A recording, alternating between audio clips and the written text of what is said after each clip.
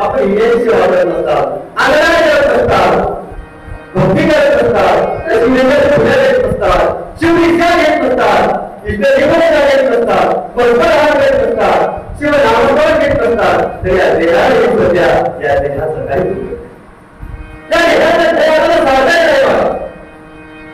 महाराज मानव मुलीला सोडले तर बाकी सगळे भोगी आहेत, फक्त मानव मुली एवढेच आहे की ती कर्मयुक्त